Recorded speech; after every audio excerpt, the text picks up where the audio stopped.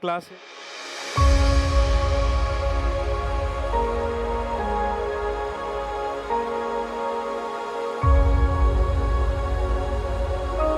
Y qué sucede después en el capítulo 7. Teniendo en cuenta esto y con esta clase buscaremos aprender lo que, digamos, nos diría la idea central del pasaje, y es que el creyente no obtiene victorias por su capacidad o por ser capaz, sino porque Dios determina bendecirle. No es a causa de su sabiduría, sino por someterse a la palabra de Dios. Veremos que Jericó no cayó por la habilidad militar de Israel. Ciertamente era un pueblo nómada que no tenía grandes herramientas o armas, pero tenía un Dios grande y poderoso. Eso sí lo tenía. Y fue eso lo que dio la diferencia y les permitió tener esa victoria. Josué resalta no porque se ingenió un método efectivo, maravilloso, muy capaz de poder conseguir ese objetivo, sino por someterse a la palabra de Dios. Y para ello estudiaremos primero qué aciertos podemos ver en la vida de Josué, qué limitaciones podemos observar en él a la luz del pasaje y cómo aplicar luego entonces estas verdades a nuestra iglesia hoy y finalmente cómo su vida apunta a nuestro Señor Jesucristo, quien es el autor y consumador no solamente de nuestra fe, sino de nuestra salvación. Entonces comencemos. Josué ya sabemos que no apareció de repente en la historia de Israel, ¿cierto? Él fue preparado por Dios desde su juventud, sirvió como ayudante cercano a Moisés, lo acompañó al monte Sinaí y tuvo experiencia militar directa contra las amalecitas, como nos relata Éxodo 17. Él también fue uno de los 12 espías enviados a la tierra de Canaán antes de que cruzaran el río Jordán para explorar la tierra. ¿Sí recuerdan? Ese cruce un poco nefasto en el corazón de esos espías. De los 12, solamente 2 confiaron en la palabra de Dios y por consecuencia de las palabras de los otros 10, el pueblo temió y no confió, mostró que no confiaron en el Señor. Y por causa de eso, ¿qué pasó? Vagaron en el desierto, un viaje que pudo haber durado 2 semanas, duró 40 años. Y Dios usó esos 40 años para acabar con esa generación incrédula. Él junto a Caleb fueron los únicos de su generación que creyeron que Dios les daría la victoria. Por eso él sobrevivió los 40 años en el desierto y sus pies, a diferencia de Moisés, pudieron tocar la tierra prometida. Él estaba lleno del espíritu de sabiduría porque Moisés había impuesto sus manos, como lo relata Deuteronomio 34:9. Sin embargo, a diferencia de Moisés, no habló con Dios cara a cara. Josué, cuando tenía que comunicarse con Dios, lo hacía a través de los sacerdotes o posiblemente a través de ellos usando el Urim y el Tumim, como nos recordaba el pastor Jacobis en el devocional esta semana. Su rasgo más visible era la obediencia. Josué ejecutaba las órdenes de Dios de inmediato, sin importar cuán extrañas parecieran, como vemos precisamente en Josué capítulo 6. Pero el capítulo 5, que es el anterior, nos recuerda por qué. Porque por muy extraña que sonara la estrategia contra Jericó, Josué la creyó. Dios mismo se la dio. Vemos una de las pocas cristofanías que podemos observar en el Antiguo Testamento, esas apariciones de Cristo antes de su encarnación, manifestadas ahí en las Escrituras.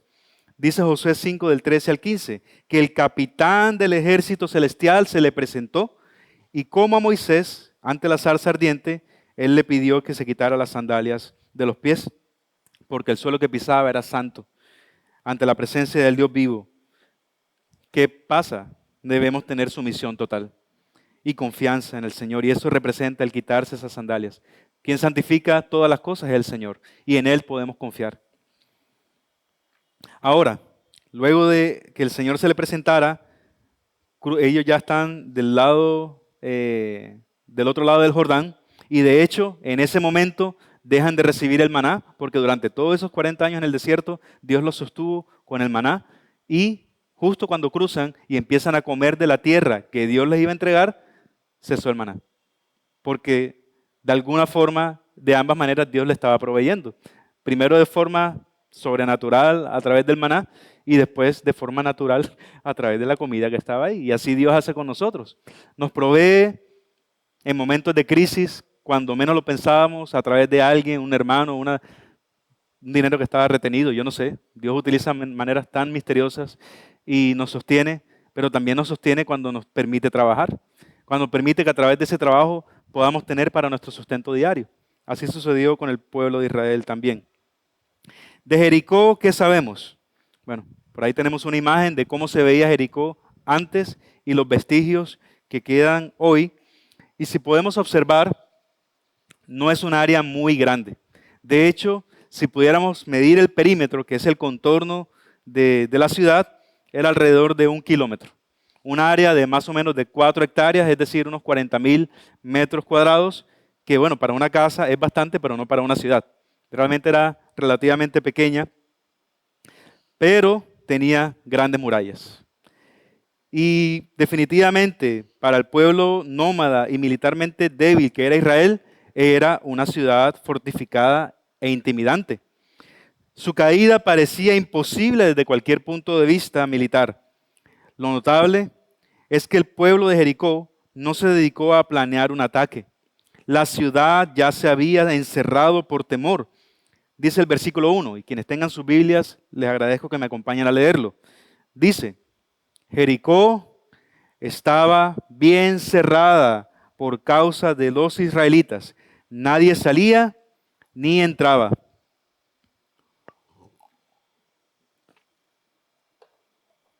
Ese temor que tenían ahí en Jericó no era el pueblo de Israel como nación. Ellos temían, era al Dios que los respaldaba. No muy atrás, en el capítulo 2 de Josué, si ustedes han leído el libro, se nos relata cómo Rahab dice, sé que el Señor les ha dado la tierra y esto ha traído terror a nosotros. Ella habló de las maravillas que solo habían oído que el Señor había hecho. Y al oír, ella creyó y reconoció, el Señor, el Dios de ustedes, es Dios arriba en los cielos y abajo en la tierra. Y efectivamente, el Señor que es Dios en los cielos y en la tierra, le dijo a Josué, en el versículo 2, mira, he entregado Jericó en tu mano, con su rey y sus guerreros valientes. He entregado. No dice, les voy a entregar. En una semana caerán. Esperen 10 años que será de ustedes. No, he entregado en el pasado. No había sucedido, pero Dios es quien llama las cosas que no son, como aprendimos precisamente en el sermón pasado de Romanos, como si fueran. Pues en Él está el poder de hacer la realidad. Y por ello, aquí tenemos también un llamado a nosotros, incluso. Es bueno instar a nuestros hijos, pequeños incluso, a relacionarse con el Señor como su Dios. Tal vez, y es claro que no todos desde pequeños van a ser creyentes. Oramos, que Dios obre en sus vidas. Lo importante es que, siendo la voluntad del Señor, se arrepientan antes de morir. Y mucho mejor si es siendo jóvenes. Pero qué bueno que desde niños puedan reconocer al Señor como su Dios, aún todavía no lo sea. Porque Dios es quien llama las cosas, aún cuando todavía no son. Y que Él nos permita de esta manera obrar también en medio del corazón de nuestros hijos según su voluntad. Y algo que podemos notar del relato es que a veces quienes están por fuera del pueblo de Dios parece que muestran más confianza en Dios que aquellos que están dentro. De los 2 espías, ¿cuántos creyeron? 2. Cuando ellos hablaron más tarde con Rahab, descubrieron que los habitantes de Jericó no temían a un ejército numeroso, no temían a los 4, casi 5 millones de habitantes que tenía Israel, sino al Dios que los guiaba a ellos. A veces el mayor obstáculo no son muros externos que nosotros podemos ver, sino la incredulidad que tenemos oculta dentro del corazón. A veces ese mayor obstáculo es la falta de fe, la falta de confiar en Dios. Y el relato deja claro desde el principio que la atención no debe ponerse en la capacidad de Israel ni en la fortaleza de la ciudad, sino en ¿qué? En la fidelidad de Dios para cumplir sus promesas. Lo más interesante no es cómo cayeron los muros, sino cómo aprende el pueblo a confiar en su Señor cuando el camino parece extraño, lento, a veces incluso absurdo. Y puedes identificarte con eso, mi hermano, mi hermana, que a veces Dios nos manda a hacer cosas que no entendemos, pero si Dios lo manda, tenemos que obedecer. Ciertamente nos manda a hacer cosas que no queremos, porque lo que desea nuestro corazón es el mal, el pecado. Pero en esto debemos obedecer al Señor. Notemos en el carácter de Josué que podemos ver qué hizo bien, en qué es digno de imitar para agradar a Dios. Y una de estas características es que Josué escucha antes de actuar. Vamos a los versículos del 3 al 5. Vamos a leerlos. Ustedes marcharán alrededor de la ciudad, todos los hombres de guerra rodeando la ciudad una vez. Así lo harás, ¿por cuántos días?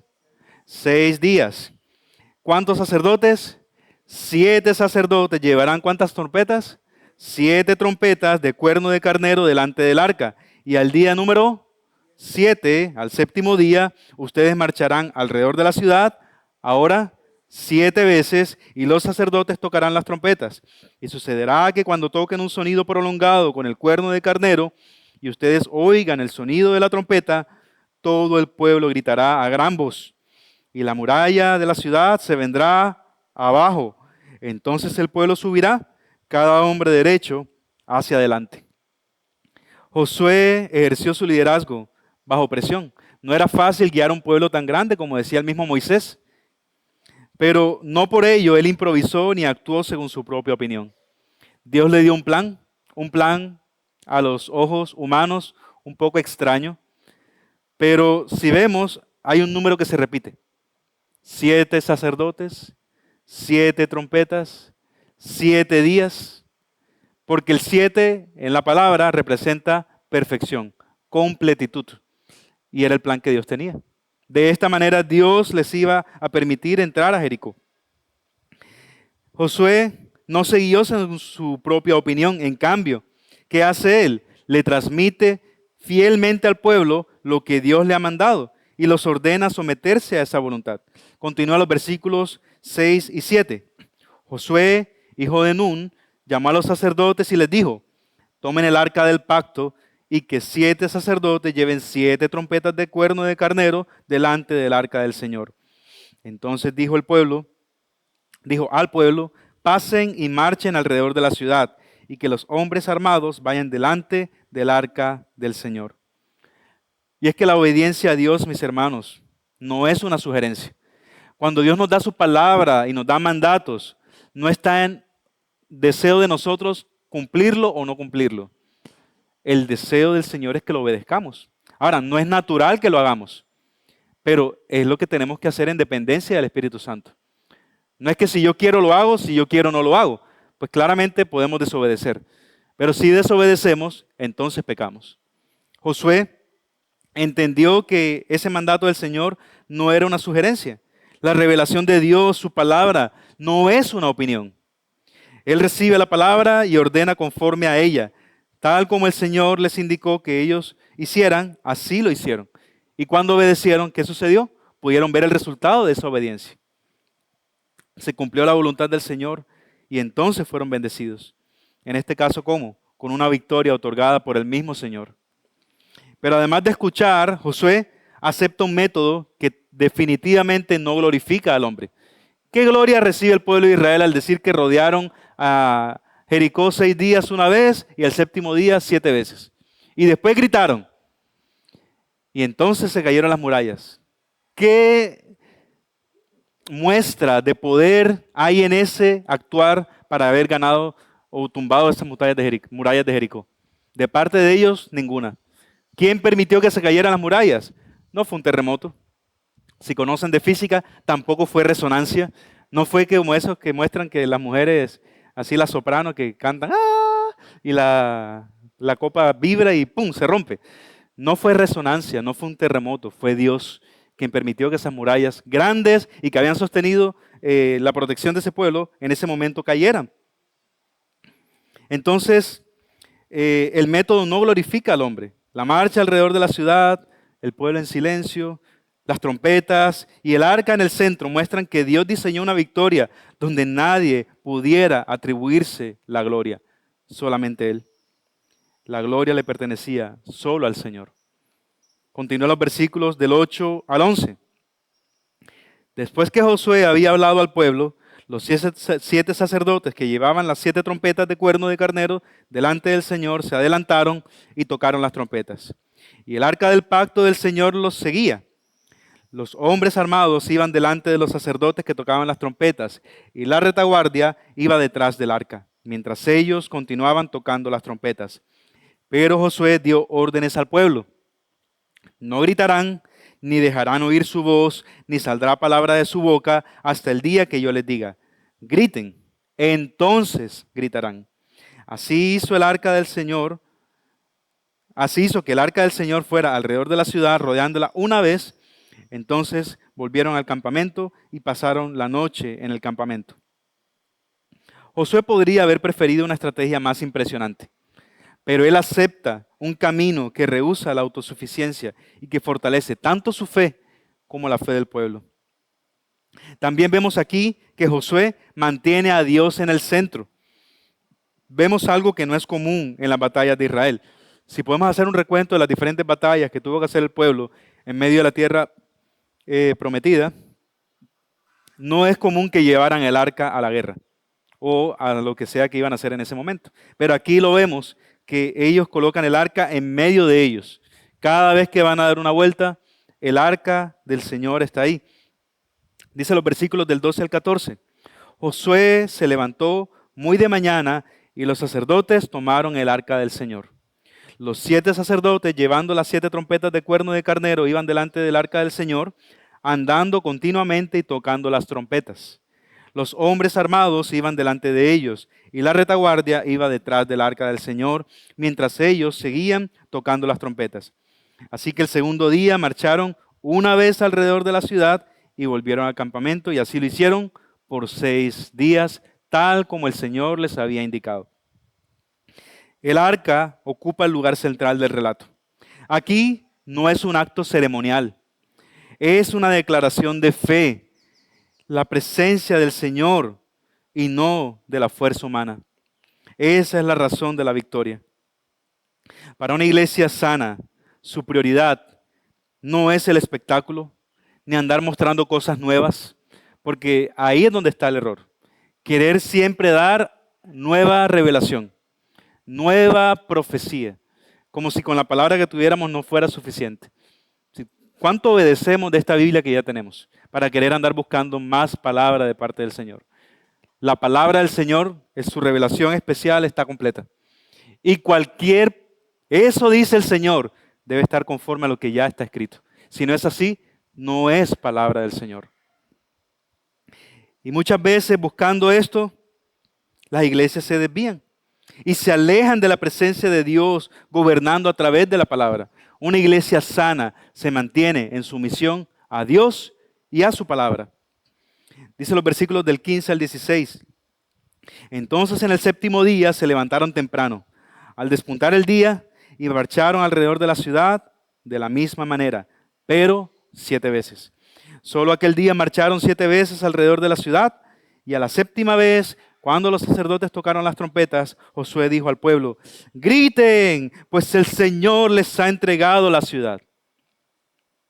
El verdadero líder espiritual no es el que siempre tiene un plan brillante, sino el que desea glorificar a Dios y entiende que Él debe ser el verdadero protagonista. Solo al Señor debe darse la gloria.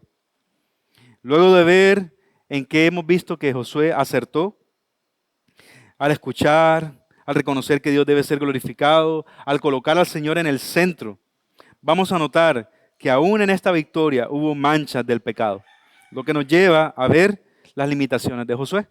Josué no era Dios, no es Dios, ninguno de nosotros lo somos. Dice los versículos del 17 al 19. Sin embargo, encontremos una advertencia, aquí en los versículos del 17 al 19. La ciudad será dedicada al anatema. Ella y todo lo que hay en ella pertenece al Señor. Solo Rahab, la ramera, y todos los que están en su casa vivirán, porque ella escondió a los mensajeros que enviamos. Pero ustedes tengan mucho cuidado en cuanto a las cosas dedicadas al anatema.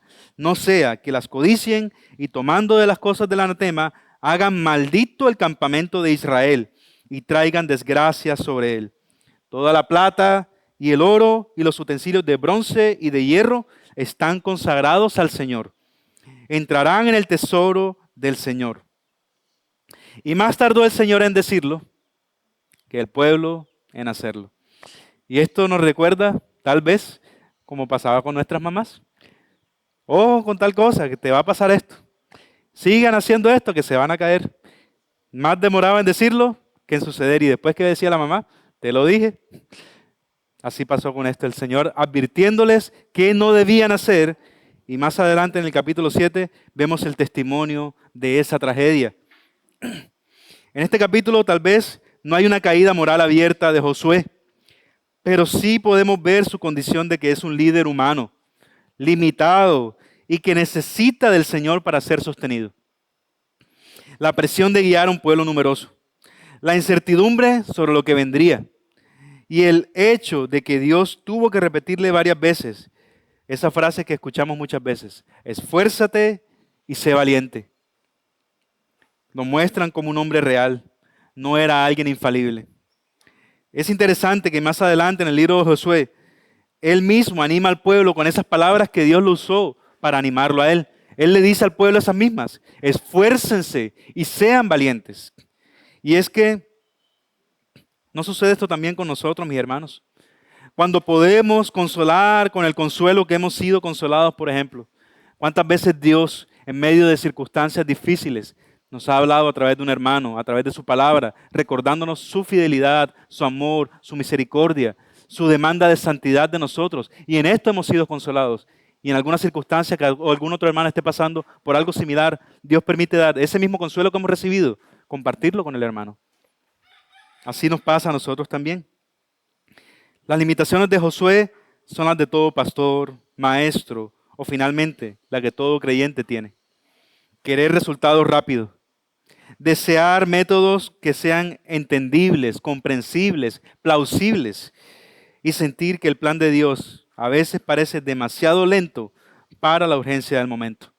Quisiéramos a veces que Dios respondiera enseguida, cuando tal vez Dios está permitiendo cosas para precisamente moldear en nosotros la impaciencia, aprender a esperar en el Señor, porque muchas veces nosotros tenemos una necesidad y pensamos que lo que necesitamos es que se cubra esa necesidad, cuando la mayor necesidad no es esa. La mayor necesidad es confiar en el Señor, es que nuestra fe sea fortalecida. Y Dios utiliza esos momentos difíciles de dolor, de enfermedad, de muerte, de escasez, para mostrarnos que Él es quien nos sostiene.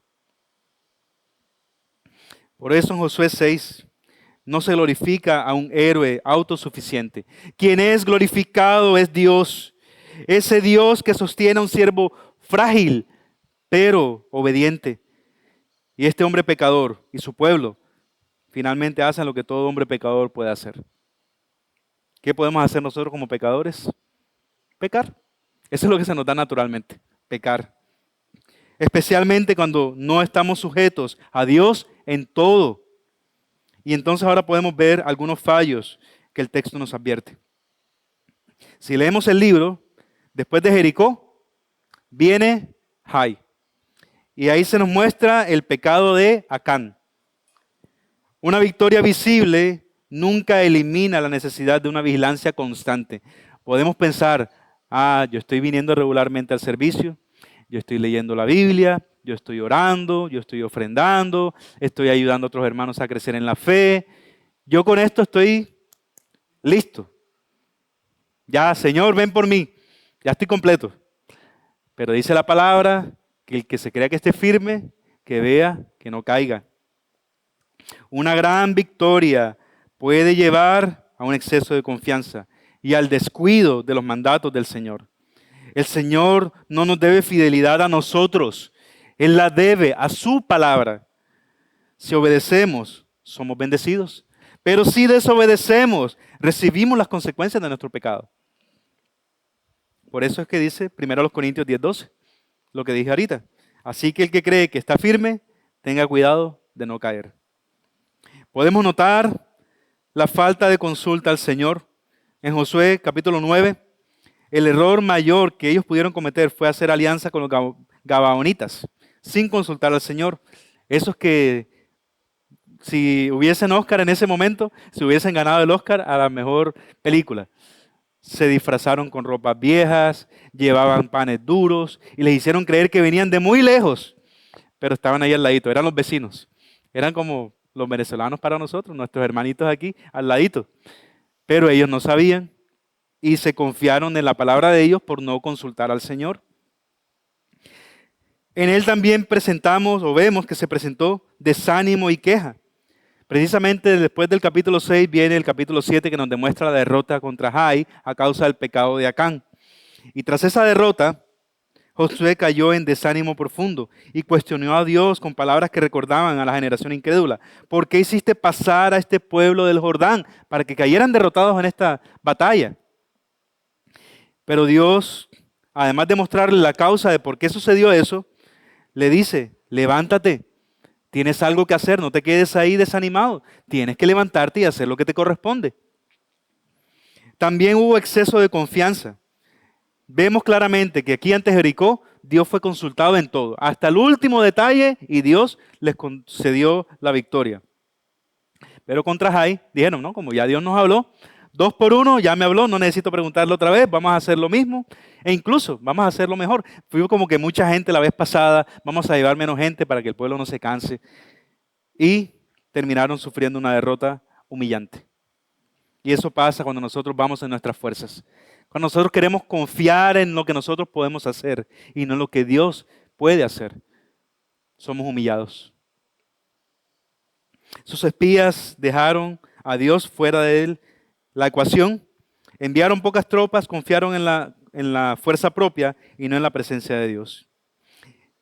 A la luz de esto, entonces veamos, mis hermanos, algunas aplicaciones para nosotros como su iglesia. La iglesia enfrenta sus propios Jericós: indiferencia, legalismo, divisiones, pecados ocultos, la lucha con la aceptación, la dificultad para perseverar. El pueblo de Dios no vence por métodos llamativos ni por estrategias humanas. Precisamente lo que nos va a hacer que podamos crecer en santidad y si está en la voluntad del Señor, en número de personas, no es estrategias mundanas. No es querer adaptarme a lo que las personas quieren oír. Porque eso puede hacer una persona cómoda, puede llenar esas sillas, pero de hombres no arrepentidos. Porque lo único que transforma el corazón es la palabra de Dios. Si dejamos a un lado a Dios, veremos la derrota de Jai. Pero si confiamos en el Señor, podemos ver la victoria como hubo en Jericó. Y esa victoria no se mide con lo que yo puedo ver, sino que se cumplan los propósitos de Dios para cada uno de nosotros.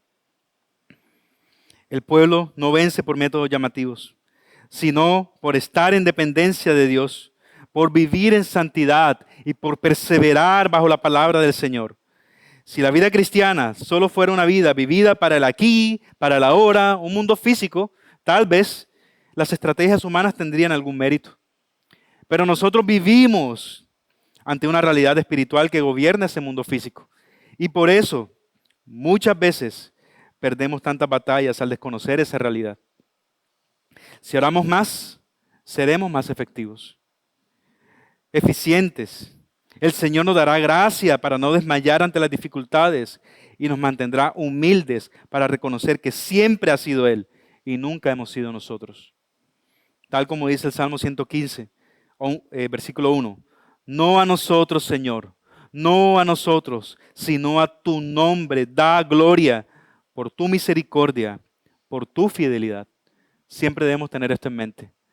Todo lo que Dios nos permite en nuestras vidas, sea terminar unos estudios, sea conseguir un empleo, sea tener una casa, sea que nuestros hijos se conviertan al Señor. Definitivamente Dios nos manda a tener responsabilidad de hacer algunas cosas. Yo no voy a terminar una carrera si no estudio. No voy a conseguir un trabajo si no lo busco. Y si no soy diligente, no lo voy a mantener. Nuestros hijos no van a creer en el Señor si no los instruimos desde pequeños en el temor al Señor. Pero el que estas cosas se consigan nunca es mérito nuestro. Siempre es mérito del Señor. La obra es de Él, no es nuestra. Eso corrige la obsesión por los atajos. Muchas veces queremos derribar en una tarde lo que Dios ha decidido trabajar en nosotros por meses o años. Porque la principal muralla no está frente a nosotros, está en nuestros corazones. La falta de fe, el orgullo, la impaciencia, son cosas que solo el tiempo puede formar. Es algo así como, ustedes saben de dónde vienen los diamantes. Es la piedra más preciosa, la más costosa. ¿De dónde viene? Usted ha visto la punta de los lápices, ¿verdad? Ese material se llama grafito. Es como un carbón. Y ese grafito no se parece al diamante. Pero ¿cómo Dios convierte el grafito en un diamante? A través del calor, a través de la presión y a través del tiempo. Los diamantes son tan costosos porque toman mucho tiempo en las profundidades más inimaginables de la tierra, donde hay mucho calor y mucha presión para transformar ese grafito oscuro y negro en un diamante precioso, hermoso. Así es forjada nuestra fe también, a través del calor, de la presión, del dolor. En ese medio difícil, Dios permite que nuestra fe florezca, nuestra fe sea fortalecida. Recordemos, la emoción del temor no es lo que nos lleva a obedecer. La palabra nos dice que los habitantes de Jericó tenían temor del Señor. Pero eso hizo que se sometieran a Dios. Eso hizo que Dios fuera su Señor. Tuvieron 400 años para arrepentirse. 7 días mientras el pueblo estaba rodeando la ciudad de Jericó para temer en sumisión a la voluntad de Dios. Y no lo hicieron. Solamente Rahab y su familia fueron guardadas del juicio. Y es que la motivación para obedecer no es el miedo, es reconocer el carácter santo y compasivo de Dios. Jericó tuvo miedo, pero no llegó a temer al Señor de tal forma que se sometieran a su voluntad. Únicamente Rahab y su familia lo hicieron. Ellos tenían ese cordón rojo pendiendo de su ventana, mostrando su fe. El resto pereció por no rendir su corazón al Señor. No olvidemos el carácter de Dios. Los espías, antes de cruzar el Jordán, dudaron de la bondad de Dios. Olvidaron que Él había prometido estar con ellos para protegerlos, que Él les había entregado la tierra. Acán olvidó la justicia y la santidad de Dios. Olvidó que el Señor estaba con ellos también para castigarlos si lo desobedecían. Mi hermano, mi hermana, ¿lo has olvidado en algún momento? ¿Has olvidado que el Señor está ahí también? Hicimos una serie hace poco sobre los atributos de Dios y vale recordar quién es ese Dios al que adoramos, ese Dios que nos ama, pero que también nos puede juzgar y hacerlo justamente. Debemos obedecer aunque no entendamos todo el proceso. La fe madura obedece antes de ver resultados. Dice Hebreos 11:30, por la fe cayeron los muros de Jericó después de haber sido rodeados por 7 días, porque fue el Señor quien lo hizo. Debemos mantener a Dios en el centro. El arca en primer plano enseña que la presencia del Señor vale más que cualquier recurso humano. Si el Señor no edifica la casa, como dice el Salmo 27, en vano trabajan los edificadores. Si el Señor no está con nosotros, en vano vigilamos, porque Él es quien permite cada una de las cosas. No confundamos un éxito visible con salud espiritual. Si en algún momento, como hemos visto últimamente, el Señor ha permitido que la iglesia crezca en número, eso no debería llevarnos a pensar, nosotros somos muy buenos, estamos haciendo las cosas muy bien, porque eso nos puede llevar precisamente a lo que pasó con el pueblo de Israel después de Jericó, a una pérdida como hay. No debemos guiarnos simplemente por lo que vemos. Y más que crecer en número, debemos crecer en santidad los que estamos aquí, para que si el Señor trae más hermanos aquí, puedan crecer también junto a nosotros. Si nosotros estamos desviados del Señor, si no estamos viviendo en sumisión a su palabra, más bien que el Señor aleje a aquellos que quiere el Señor mantener en santidad. Porque mal hacemos en ser piedra de tropiezo en vez de llevar a la santidad en el Señor a otros hermanos. Que Dios nos guarde de eso, mis hermanos. Debemos recordar que el juicio y la misericordia de Dios van juntos. Jericó experimentó juicio, Pero al mismo tiempo vemos que Rahab y su familia experimentaron la gracia del Señor. Debemos caminar en unidad. El pueblo rodeó la ciudad juntos, en orden y bajo una sola palabra. Y solo cuando era el momento indicado por el Señor. Entonces, como dice la palabra, vemos en los versículos del 20 al 25. Entonces el pueblo gritó y los sacerdotes tocaron las trompetas. Y sucedió que cuando el pueblo oyó el sonido de la trompeta, el pueblo gritó a gran voz y la muralla se vino abajo. El pueblo subió a la ciudad, cada hombre de derecho hacia adelante, y tomaron la ciudad. Destruyeron por completo, a filo de espada, todo lo que había en la ciudad, hombres y mujeres, jóvenes y ancianos, bueyes, ovejas y asnos. Pero Josué dijo a los 2 hombres que habían reconocido la tierra: entren a la casa de la ramera y saquen de allí a la mujer y todo lo que posea, tal como se lo juraron.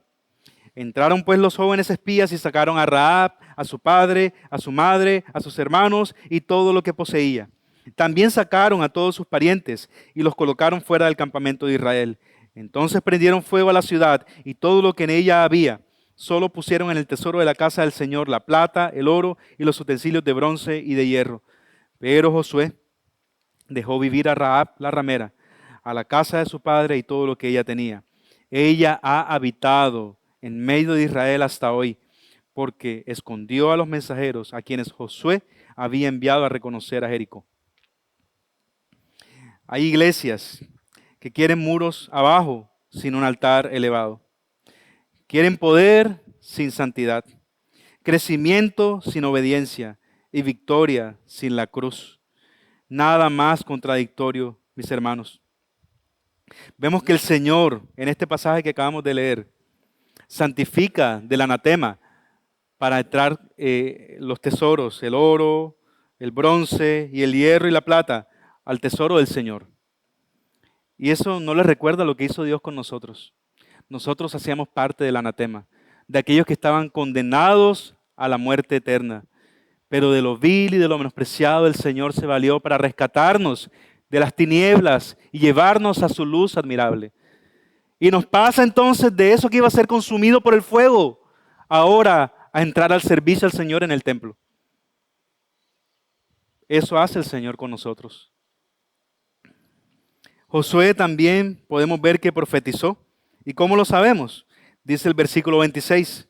Entonces Josué les hizo un juramento en aquel tiempo y dijo: maldito sea delante del Señor el hombre que se levante y reedifique esta ciudad de Jericó. Con la pérdida de su primogénito echará su cimiento y con la pérdida de su hijo menor colocará sus puertas. Y precisamente nos relata la palabra en 1 de Reyes 16:34 que en tiempos de Acab y él de Betel reedificó Jericó. A costa de la vida de Abiram, su primogénito, puso sus cimientos, y a costa de la vida de su hijo menor, Segub, levantó sus puertas, conforme a la palabra que el Señor había hablado por medio de Josué, hijo de Nun. Quien desobedece la palabra de Dios, derrama maldición también sobre su descendencia. Y eso lo podemos ver en esa palabra que Dios habló a través de Josué. Y así como con José o con Judá, dice el versículo 27, el Señor estaba con Josué y su fama se extendió por toda la tierra. Era notorio que el Señor estaba con él. Si no hubiese sido así, Dios no hubiese dado gracia delante de las batallas que ellos tuvieron que hacer. Y finalmente entonces veamos cómo Josué nos apunta a la persona de nuestro Señor Jesucristo. Josué apunta a Cristo porque, a diferencia del Señor, conduce al pueblo hacia una victoria que él mismo no produjo. Quien ganó la batalla de Jericó no fue Josué, fue el Señor. Pero Jesús no solo guía a su pueblo, sino que él obtuvo por sí mismo la victoria definitiva sobre el pecado, sobre la muerte y sobre el enemigo. Jericó también nos anticipa el Evangelio. En el relato hay un juicio real sobre la incredulidad y la misericordia real para Rahab también.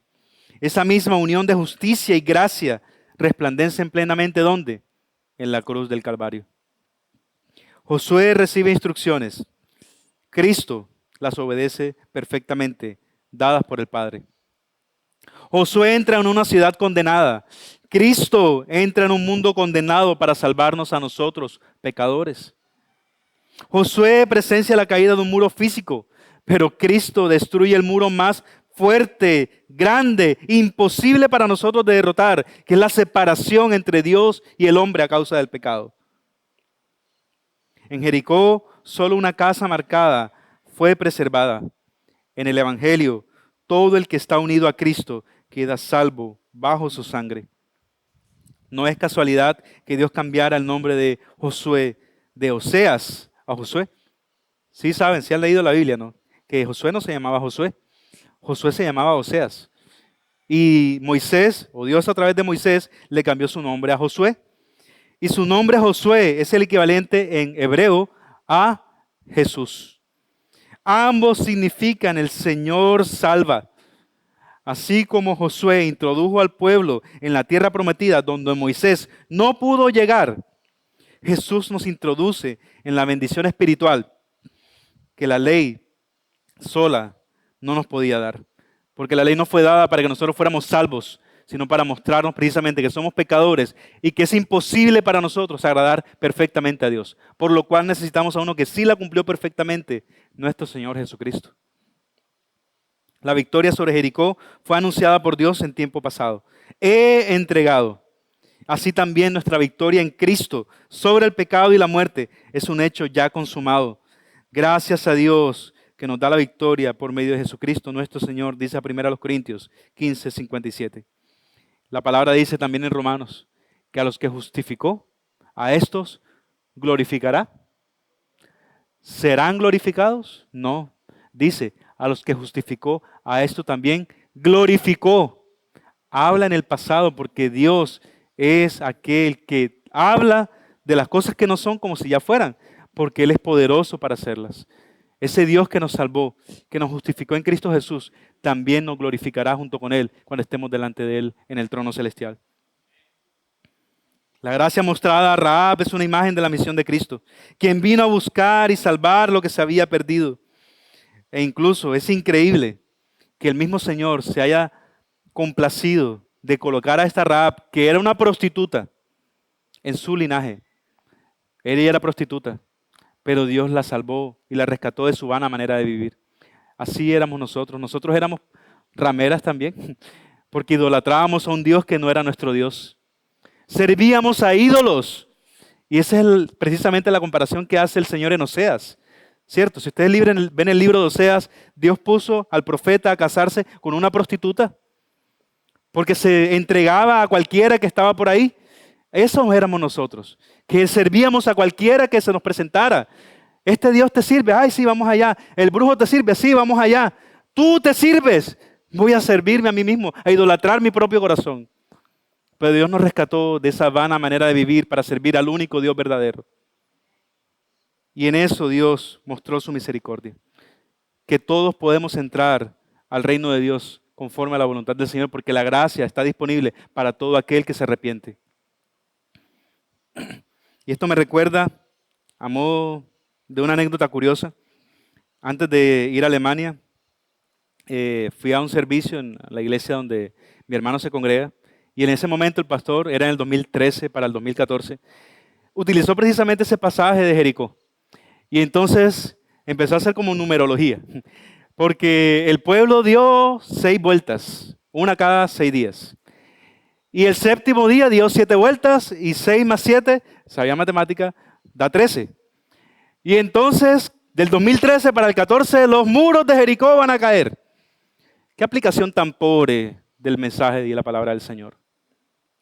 Esta historia pierde su tesoro cuando la intentamos alegorizar. Las murallas de Jericó cayeron porque Dios lo decretó y tenía un propósito. No era nuestra victoria, era su gloria. Que el pueblo entrara a la tierra prometida y que la poseyera, porque eso traía gloria a su nombre. Y Él lo decretó porque estaba cumpliendo su palabra al pueblo que había sido sometido a su voluntad. Y solo un capítulo después, frente a Jai, vemos que la ausencia de esa obediencia llevó a una derrota humillante. Hoy no tenemos que conquistar ciudades amuralladas, Pero hay una victoria que ganar sobre un pecado persistente tal vez. Una congregación que en momentos se encuentra desanimada o cansada. Una familia quebrada. O tal vez vivimos un momento en el que Dios nos está pidiendo obediencia sin explicarnos hasta cuándo. No sabemos hasta cuándo Dios nos permitirá vivir en las circunstancias en que estamos, pero por algo Dios nos tiene en este momento en lo que estamos viviendo. Josué 6 nos llama a dejar la idolatría de pensar en un método que nos permita conseguir una victoria. A atesorar simplemente entonces la obediencia y a descansar en la victoria final. No depende de nuestro grito, sino del Dios que ya ha hablado su palabra. Y al final de este texto, finalmente, mis hermanos, es inevitable no quedarnos viendo a Josué, sino viendo a Cristo, el único líder que nunca vacila, ese líder que nunca falla y que nunca pierde una batalla. Y es que como hemos aprendido, mis hermanos, el creyente no obtiene victorias por ser capaz, sino porque Dios determina bendecirle.